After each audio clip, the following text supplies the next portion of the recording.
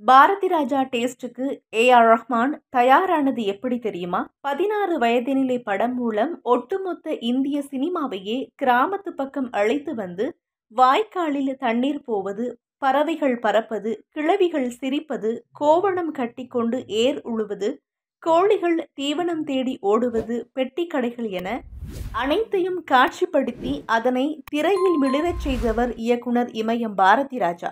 பாரதி ராஜாவின் கதை சொல்லும் பாங்கு, இயக்கும் திறமை ஆகியவை அவரின் படங்களை வெற்றி பெறச் செய்தாலும் அவருக்கு வலதுகரமாக இருந்தவர் இளையராஜா. இருவரும் ஒரே துருவங்களாய் 16 வயதினிலே படம் முதல் நாடோடி தென்றல் படம் வரை பயணித்தார்கள். அதன் பின் இருவருக்கும் சில கருத்து வேறுபாடுகள் வர தனித்தனியே பிரிந்தனர். இதனையடுத்து வேறு சில இசையமைப்பாளர்களிடம் சென்ற பாரதி ராஜாவுக்கு ஏனோ திருப்தி அளிக்கவில்லை.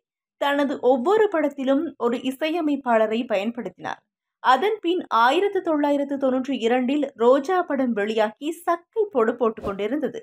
சின்ன சின்ன ஆசை பாடல் உலகம் முழுக்க சென்றடைய அது பாரதி ராஜாவின் காதுகளுக்கும் எட்டியிருக்கிறது. உடனே தனது அடுத்த படத்திற்கு ஏ.ஆர். ரஹ்மானை புக் செய்தார். அந்த படம்தான் கிழக்கு சீமையிலேயே திரைப்படம். 1993 வெளியான இந்த படம் இன்னொரு பாசமலர், முள்ளும் மலரும் வரிசையில் சேர்ந்தது. இந்த படத்தில் வரும் பாடல்கள் கிராமிய இசையுடன் மேற்கத்திய இசையையும் சேர்த்து ரசிகர்களுக்கு புது அனுபவத்தை கொடுத்தது. குறிப்பாக வண்டி மாடு எட்டு வச்சு முன்னே போகுதம்மா, மானூத்து மந்தையிலே போன்ற பாடல்கள் கிராமங்கள் தோறும் ஏ.ஆர். ரஹ்மானை சென்றடைய வைத்தன.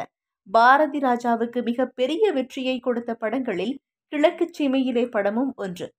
தான் இளையராஜாவிடம் என்ன எதிர்பார்த்தாரோ அதனை ஏ.ஆர். ரஹ்மான் துளியும் பிசகாமல் அச்சு அசலாய் அப்படியே கொடுக்க அசந்து போயிருக்கிறார் பாரதி ராஜா.